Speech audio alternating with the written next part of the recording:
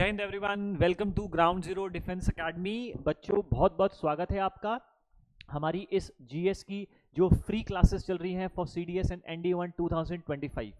आज की मैं पॉलिटी की क्लास में डिस्कस करूंगा एक टॉपिक, बिल्कुल डिफरेंट टॉपिक। अभी तक हमने आर्टिकल्स के ऊपर जो है डिस्कशन किया था, मैंने आपको आर्टिकल्स पढ़ाए थे।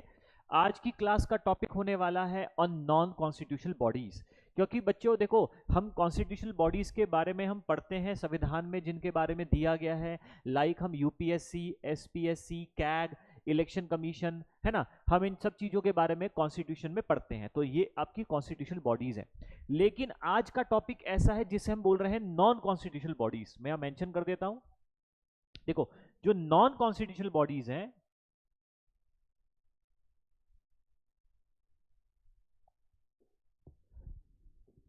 नॉन कॉन्स्टिट्यूशनल बॉडीज,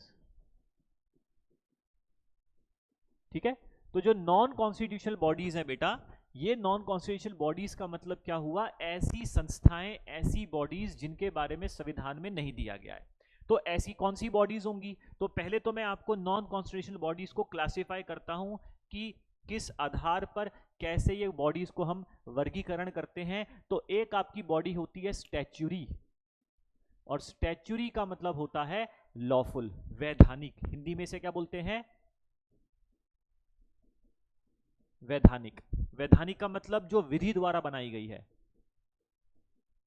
विधि द्वारा निर्मित, यानी कि फॉर्म्ड और established bye an act of parliament. ठीक है ना, इजी और आसान शब्दों में, जो संसद में एक विधि द्वारा एक एक्ट पास करके बनाई गई हो, ऐसी बॉडीज को हम कहते हैं स्टैच्यूरी बॉडीज, लॉफुल। फिर दूसरी आपकी आती है नॉन स्टैच्यूरी। अब इसका मतलब ये नहीं है कि ये अनलॉफुल हो जाएंगी, नो। नॉन स्टैच्यूरी बॉडीज का मतलब सिर्फ ये होता है कि जो ऐसी संस्थाएं which are made, which can be made by an executive action of government. ठीक है, तो हमने यहां पर दो तरह की संस्थाओं के बारे में बात करी। ये नॉन कॉन्स्टिट्यूशनल बॉडीज है दोनों ही, पर एक विधि द्वारा बनाई गई, पार्लियामेंट ने एक एक्ट पास किया तब बनी, और दूसरी कैसे बनी? इसके लिए संसद में कोई बिल लाने की जरूरत नहीं पड़ी, इसमें डायरेक्टली सरकार ने एक अपना कार्यकारी शक्ति का प्रयोग किया और उसको फॉर्म कर दिया। अब आपके मन में प्रश्न होगा, ऐसी कौन सी संस्थाएं हैं, ऐसी कौन सी बॉडीज हैं? तो ध्यान रखो, इसमें हम बात करते हैं फिर से दो तरह की बॉडीज का। एक होती है आपकी रेगुलेटरी बॉडीज बेटा। कैसी बॉडी? रेगुलेटरी। रेगुलेटरी का मतलब क्या हुआ? जो ऑब्जर्व करेगी, नियंत्रण करेगी, कंट्रोल करेगी, रेगुलेट करेगी। और दूसरी होती है आपकी क्वासी जुडिशियल बॉडीज। क्या होती है बेटा? Quasi judicial bodies. ठीक है, फिर आपके मन में होगा सर इसका भी एग्जांपल दे दो, ऐसा कौन सी बॉडीज हैं? तो इसका एग्जांपल देख लो।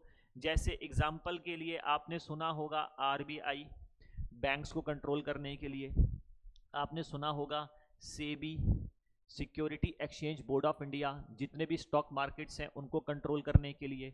लाइकवाइज हमारे पास एक है FSSAI, एक हमारे पास है IRDA, इंश्योरेंस कंपनीज को रेगुलेट करने के लिए। टेलीकम्युनिकेशन को रेगुलेट करने के लिए TRAI, फूड को रेगुलेट करने के लिए फूड प्रोडक्ट्स को FSSAI, है ना। तो ये हमारे पास रेगुलेटरी बॉडीज है, बहुत सारी है। फिर क्वासी जुडिशियल बॉडीज में क्या आ सकता है? तो क्वासी जुडिशियल बॉडी जैसे NHRC, जैसे लोकपाल, जैसे सेंट्रल विजिलेंस कमीशन, जैसे सेंट्रल इंफॉर्मेशन कमीशन, जैसे national commission for womens, national commission for womens, है ना। तो हमारे पास इस तरह की बहुत सारी क्वासी जुडिशियल बॉडीज हैं। तो ये दोनों में अंतर क्या है? ये रेगुलेटरी बॉडीज हैं, नियंत्रण कर रही हैं, रेगुलेट कर रही है, सुपरवाइज कर रही है, कंट्रोल कर रही हैं, और ये कुछ जजमेंट कर रही हैं। ये कुछ कंप्लेन से संबंधित मामले को देख रही है, ये न्यायपालिका जैसे काम कर रही है जैसे कोर्ट करती है ना। तो ये दोनों ही बॉडीज आपकी क्या है, स्टैच्यूरी। पार्लियामेंट ने एक एक्ट पास करके इन बॉडीज को इस्टेब्लिश किया है। फिर अब आपके मन में है सर इसका भी एग्जांपल दो, तो नॉन स्टैच्यूरी बॉडीज का एग्जांपल आपका हो जाएगा प्लानिंग कमीशन। प्लानिंग कमीशन जिसको हम योजना आयोग बोलते हैं, तो जो योजना आयोग है इसके बारे में कहीं मेंशन ही नहीं है, संविधान में है लिखा हुआ नहीं।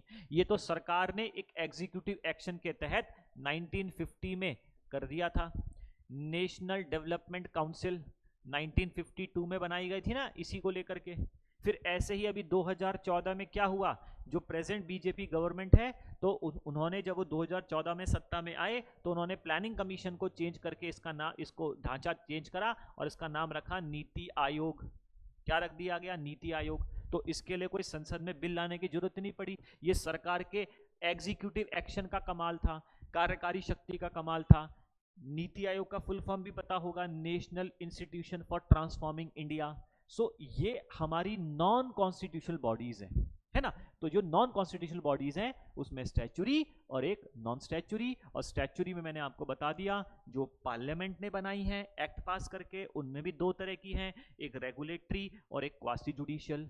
रेगुलेट करने वाली बॉडीज और ये आपकी न्याय करने वाली बॉडीज, और ये आपकी जो नॉन स्टैच्यूरी है वो एग्जीक्यूटिव एक्शन का परिणाम है। उम्मीद करता हूं आपको यहां तक समझ में आया होगा, इजंट इट। चलिए आगे बढ़ते हैं, अब हम एक एक करके इसको पढ़ते हैं जो आपके एग्जाम पॉइंट ऑफ व्यू से इंपॉर्टेंट है, ठीक है।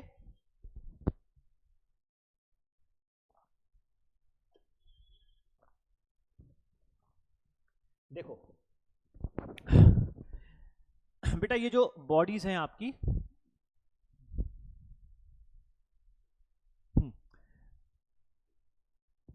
अब ये जो बॉडीज हैं उसमें सबसे पहले हम आपके एग्जाम पॉइंट ऑफ व्यू को लेकर के जो पॉलिटी में इंपॉर्टेंट आती है, those are quasi judicial bodies, इनके बारे में आपको पढ़ना है। बाकी का जो आपकी रेगुलेटरी बॉडीज है वो तो आपका जीके का पार्ट है।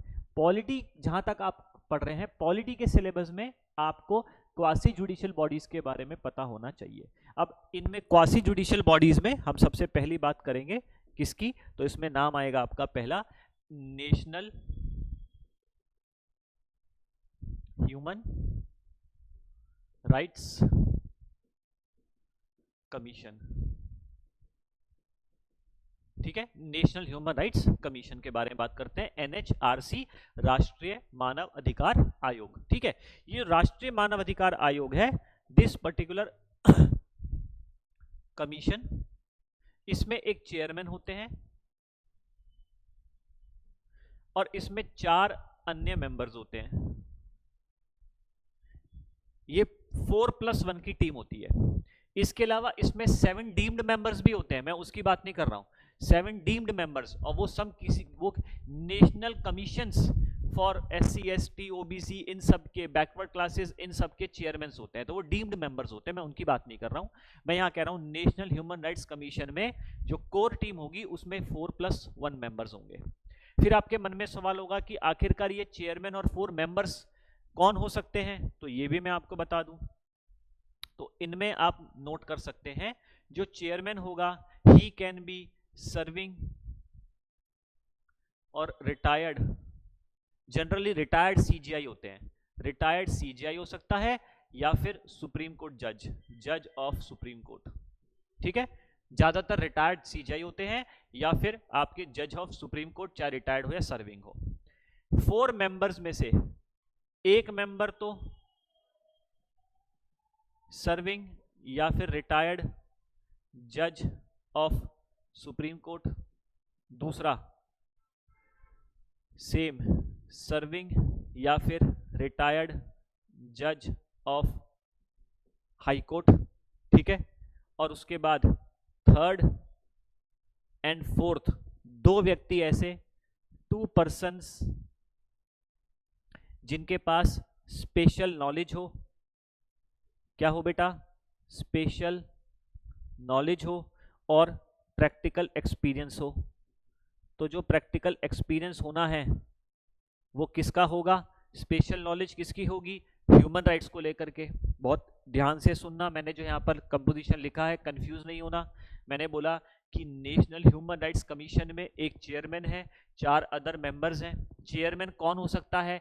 ज़्यादातर मोस्टली तो रिटायर्ड सीजीआई होता है, या फिर सुप्रीम कोर्ट का सर्विंग या रिटायर्ड जज हो सकता है। फिर 4 मेंबर में से एक सुप्रीम कोर्ट के ही जज होंगे, सर्विंग या रिटायर्ड, एक हाई कोर्ट के जज सर्विंग या रिटायर्ड, फिर 2 मेंबर ऐसे होंगे जिनको मानव अधिकार को लेकर के प्रैक्टिकल एक्सपीरियंस भी होगा और स्पेशल नॉलेज भी होगी। तो ये कंपोजिशन है। क्या ये क्लियर है? अच्छा, यहीं पर मैं एक चीज और आपको क्लियर कर देता हूं, जिससे आपका एक ये टॉपिक और बेहतर तरीके से यहीं कहीं खत्म हो जाएगा। जैसे हमने सेंटर में एक नेशनल ह्यूमन राइट्स कमीशन बनाया है, वैसे ही हमने स्टेट में भी बनाया है स्टेट ह्यूमन राइट्स कमीशन। ठीक है, राज्य के लिए भी बनाया गया राज्य मानव अधिकार आयोग। अब कोई आपसे पूछे कि भैया यहां पर कितने होते हैं मेंबर, तो यहां पर भी एक चेयरमैन होगा, यहां पर भी 3 मेंबर अलग से होंगे। तो यहां पर 3+1, ये जो टीम होती है वो 3+1 की होती है, यानी कि 4 मेंबर की टीम होती है।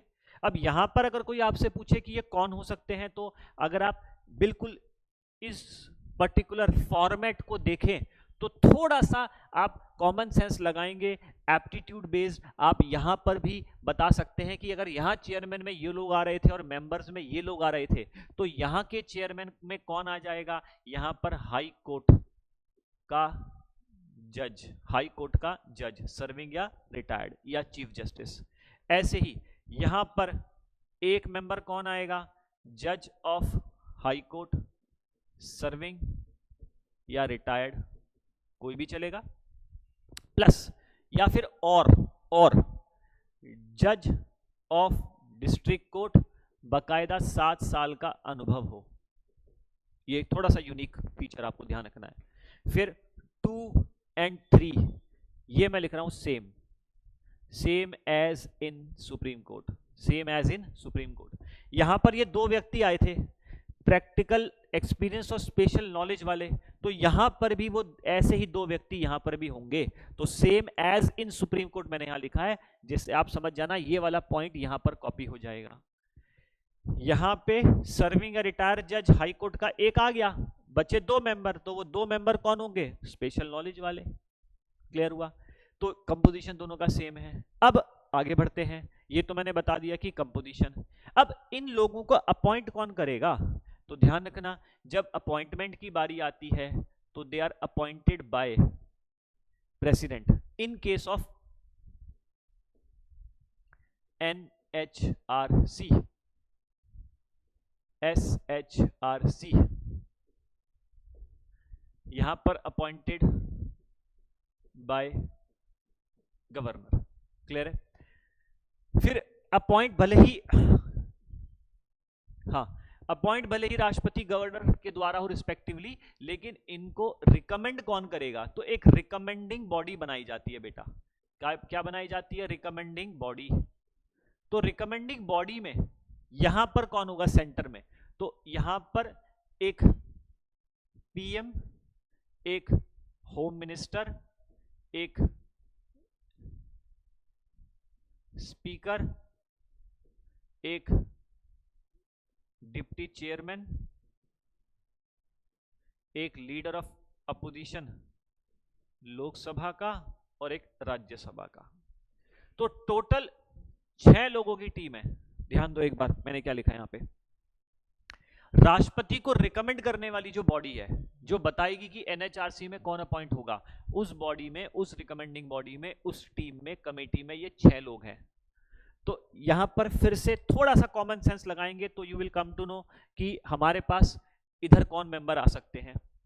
तो यहां पर भी आप इजीली बता सकते हैं कि सर यहां पर हमारे पास आ जाएंगे रिकमेंडिंग बॉडी में, इधर पीएम आए थे तो इधर हम पे सीएम आ जाएंगे, होम मिनिस्टर तो यहां पर भी होम मिनिस्टर, स्टेट के होम मिनिस्टर, यहां पर स्पीकर तो यहां पर भी स्पीकर आ जाएंगे, यहां पर विधानसभा के स्पीकर, यहां पर डिप्टी चेयरमैन आए थे तो यहां पर चेयरमैन को बुलाया जाएगा।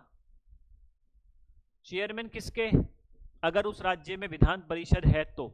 यहां पर हमने चेयरमैन को नहीं बुलाया क्योंकि आपको ध्यान रखना है कि मैंने पहले बताया था जो राज्यसभा के चेयरमैन होते हैं वो चेयरमैन का पद हमने उपराष्ट्रपति के लिए रिजर्व किया है और vice president is not a member of Rajya Sabha, तो इसलिए यहां पर हम चेयरमैन को नहीं बुला रहे हैं, लेकिन यहां पर हम चेयरमैन को ही बुलाएंगे, ठीक है, क्योंकि चेयरमैन यहां का जो है वो लेजिस्लेटिव काउंसिल का ही मेंबर होता है। यहां पर लीडर ऑफ अपोजिशन आए तो यहां पर भी लीडर ऑफ अपोजिशन आएंगे, विधानसभा और विधान परिषद अगर है तो ये रिकमेंडिंग बॉडी में आप देखें दोनों में सेम है, ठीक है। अच्छा, तो आप ध्यान रखें this is the particular conditions, ये मैंने रिकमेंडिंग बॉडी बता दी। अब अगर कोई कहे कि ठीक है अपॉइंटमेंट हो गया तो ये अपॉइंट कितने साल के लिए होंगे, तो यहां पर ये भी मेंशन कर सकते हैं आप कि these are appointed for the term of 3 years और 70 years, जो भी अर्लियर हो जाए, विच एवर इज अर्लियर, ध्यान रखना विच एवर इज अर्लियर, जो भी पहले 3 साल पहले हो रहे हो या 70 साल। इसमें एक करेक्शन हो चुका है, कई बच्चे कहेंगे कि सर 5 साल लिखा है किताबों में, है ना, तो अमेंडमेंट हो चुका है 3 साल हो गया है, अर्लियर मेरे ख्याल से 5 साल था, अब ये 3 साल हो चुका है। यहां पर भी सेम है, टर्म दोनों का सेम रहेगा।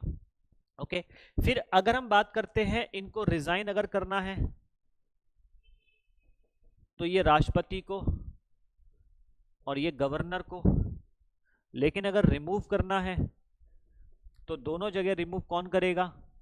प्रेसिडेंट ही रिमूव करेंगे, और प्रेसिडेंट रिमूव करेंगे सुप्रीम कोर्ट से इंक्वायरी के बाद, ध्यान रखना after an inquiry from supreme court, और उसके लिए भी ग्राउंड्स हैं इनके मेंबर्स को हटाने के लिए, वही 2 ग्राउंड्स हैं जो सुप्रीम कोर्ट के जज को हटाने के लिए होते हैं, and that is proved misbehaviour या इनकैपेसिटी, ठीक है, यानी कि या तो वो सक्षम ना रहे या फिर उनका व्यवहार खराब हो जाए, उन आधार पर उन 2 ग्राउंड्स पर सुप्रीम कोर्ट से इंक्वायरी होने के बाद राष्ट्रपति इनको हटा सकता है।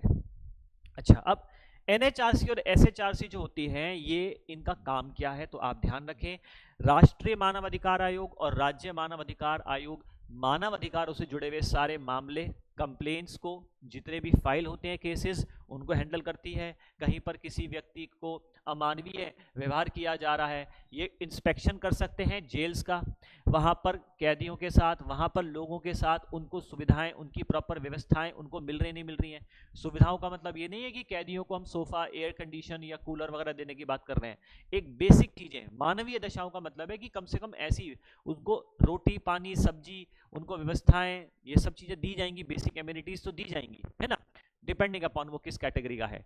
कोई व्यक्ति अपने प्रमोशन के चक्कर में अननेसेसरी फेक इनकाउंटर्स तो नहीं कर रहा है, या फिर किसी सिविलियन को तो नहीं मार दिया उसने गलती से, तो कोई भी मानव अधिकार से जुड़े हुए कोई ऐसे मामले हैं, कोई बंधुआ, कोई बॉन्डेड लेबर है ना, तो ऐसे जुड़े मामलों की कंप्लेंट्स को सुनने का काम एनएचआरसी और एसएचआरसी रिस्पेक्टिवली होता है। क्लियर है? उम्मीद करता हूं आपको ये दोनों नॉन कॉन्स्टिट्यूशनल बॉडीज समझ में आई होंगी। ये क्वासी जुडिशियल बॉडीज हैं। क्या है बेटा? Quasi judicial bodies. ओके,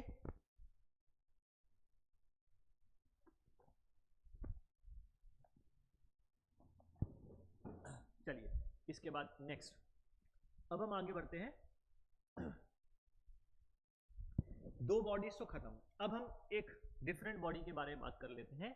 अब वो बॉडी है आपकी सेंट्रल विजिलेंस कमीशन।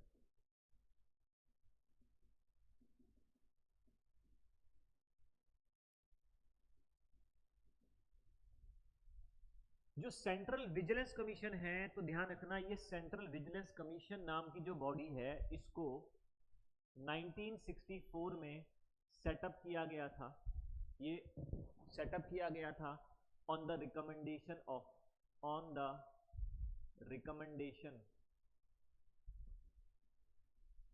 ऑफ के सनातनम कमेटी। के सनातनम कमेटी के कहने पर इसको स्टैब्लिश किया गया, और फाइनली इसको 2003 में एक स्टैच्यूरी दर्जा दिया गया बेटा, इसको लॉफुल स्टेटस दिया गया, स्टैच्यूरी स्टेटस दिया गया 2003 में।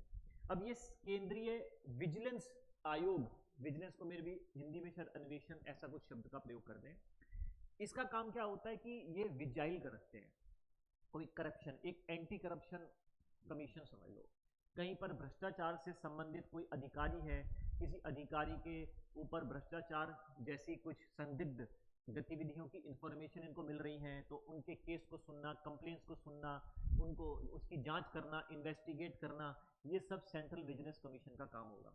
चाहे मानो कोई एसडीएम हो, है ना, कोई इनकम टैक्स ऑफिसर ने, कोई दरोगा ने, कोई करप्शन के चार्जेस उन पे हैं या कुछ ऐसी एक्टिविटीज में इनको शक है, तो ये उनको पकड़ने का काम, उनके इन्वेस्टिगेट करने का काम, उनके केस को, कंप्लेन को सुनने का काम इनका होता है। सेंट्रल विजिलेंस कमीशन में जो टीम होती है, इसमें 2+1 मेंबर्स होते हैं। 2+1 का मतलब क्या हुआ? तो जो 1 है, ऑब्वियस सी बात है, इसमें जो 1 हमेशा मैं बोलता आया हूँ पॉलिटी में, ये 1 कौन है? कैप्टन, यानी कि ये चीफ इंफॉर्मेशन कमिश्नर है, इंफॉर्मेशन कमिश्नर। और ये जो 2 है, ये है अदर अदर विजिलेंस कमिश्नर। मैंने यहाँ पर थोड़ा सा एक वर्ड गलत लिख दिया, ये है विजिलेंस कमिश्नर, ठीक है। Chief vigilance commissioner, other vigilance commissioner, तो 3 लोगों की टीम होती है। अच्छा, इसके लिए भी एक रिकमेंडिंग बॉडी होती है, अपॉइंटेड बाय, तो आप कहेंगे प्रेसिडेंट अपॉइंट करेगा। किसके कहने पर? On the recommendation of 3 member की बॉडी होती है, जिसमें एक प्रधानमंत्री होते हैं, एक कैबिनेट मिनिस्टर होते हैं और एक लीडर ऑफ अपोजिशन लोकसभा के, ठीक है। तो ये राष्ट्रपति के द्वारा अपॉइंट किए जाते हैं।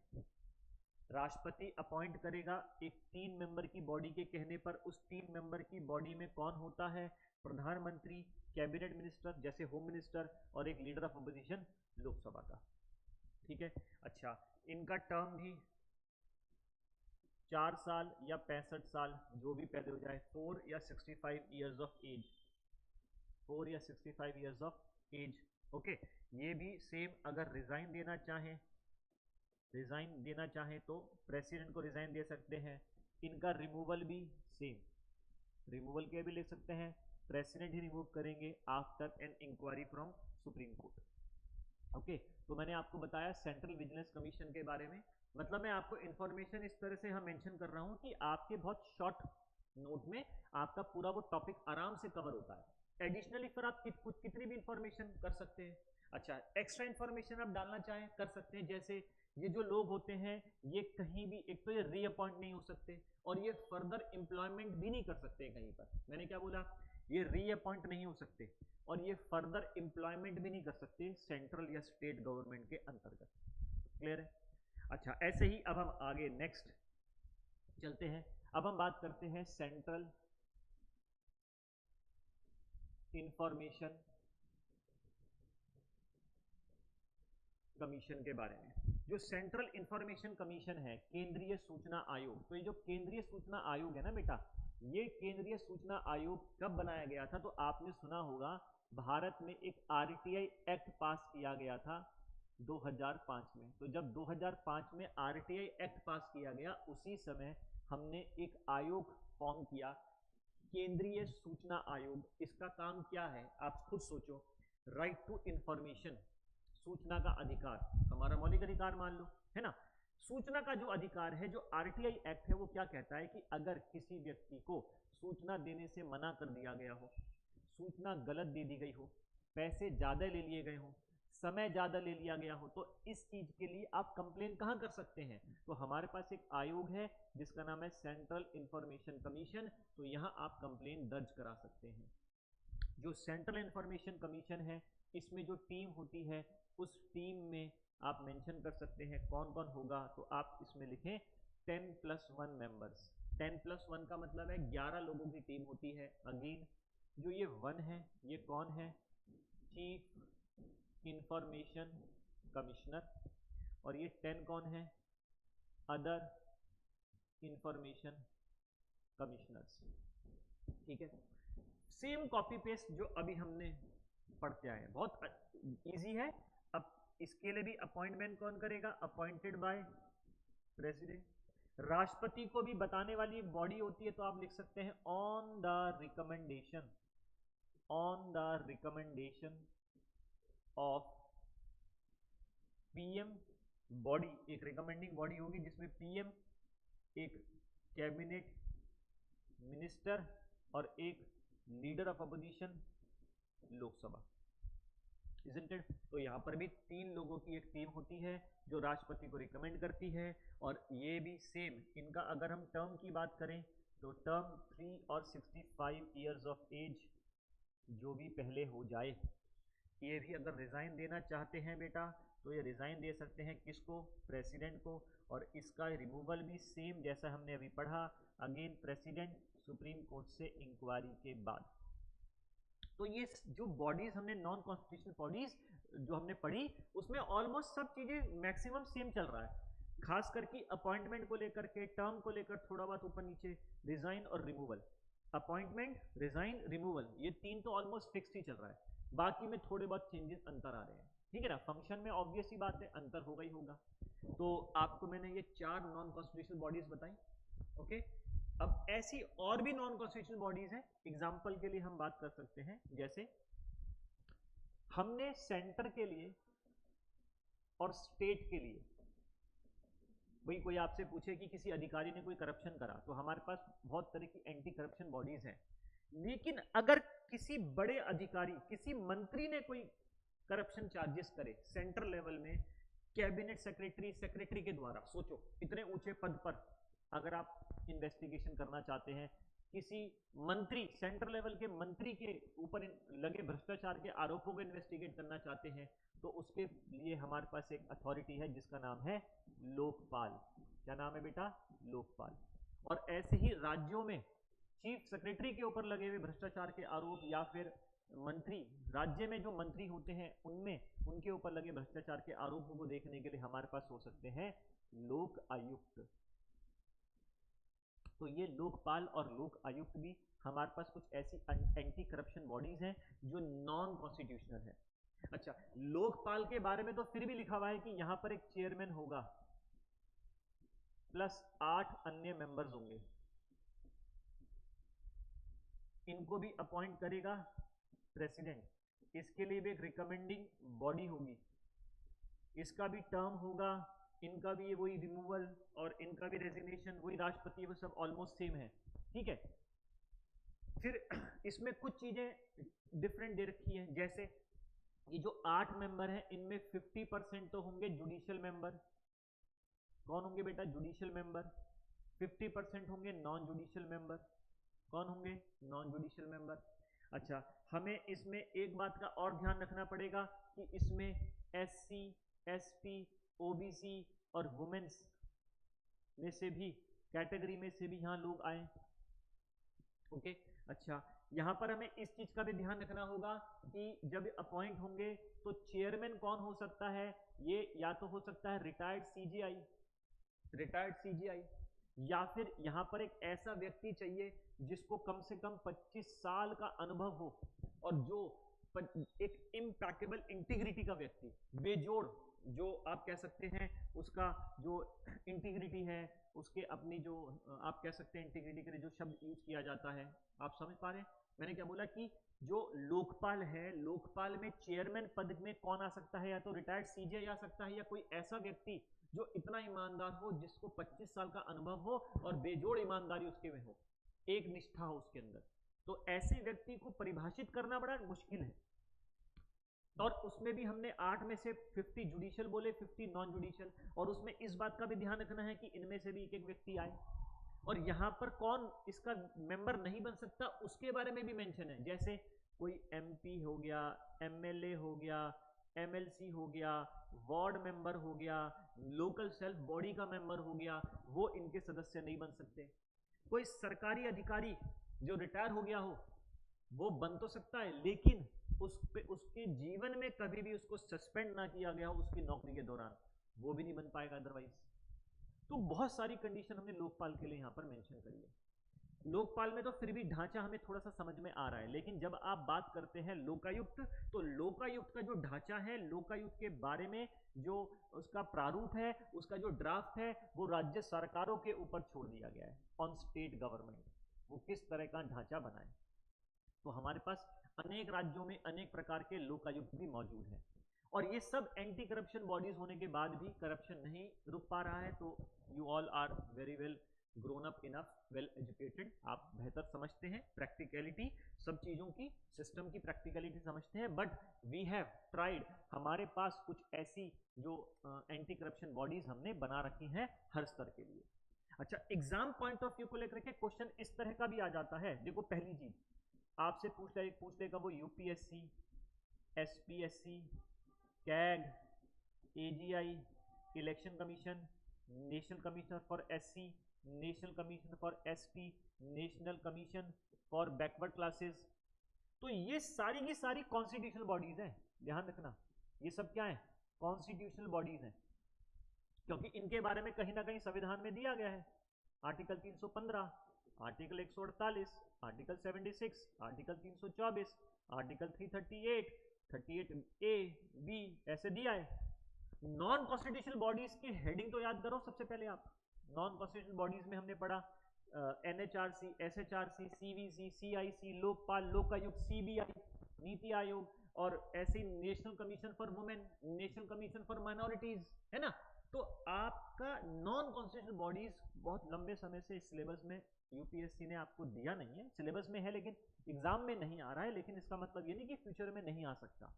तो मेक श्योर कि आप ये टॉपिक भी कवर करके जाएं, और इतना भी अगर आप कवर कर लेते हैं तो मेरे ख्याल से आपका लेवल 1 कंप्लीट होता है। आपका लेवल 1 वाला जो है, ये आपका इतना सिलेबस सफिशिएंट है, इनफ है कि आपके पास अच्छे नोट्स बन जाएंगे, और अगर इसको लेकर के एग्जाम में क्वेश्चन आते हैं तो you will be prepared enough to give the answer. तो बच्चों, आज की क्लास के लिए इतना ही। मैंने आपको नॉन कॉन्स्टिट्यूशनल बॉडीज में काफ़ी सारी चीज़ें मैंने इसमें मेंशन कर दी है, और आपने नोट्स बनाए होंगे। उम्मीद करता हूँ आपको ये आज का लेक्चर अच्छा लगा होगा।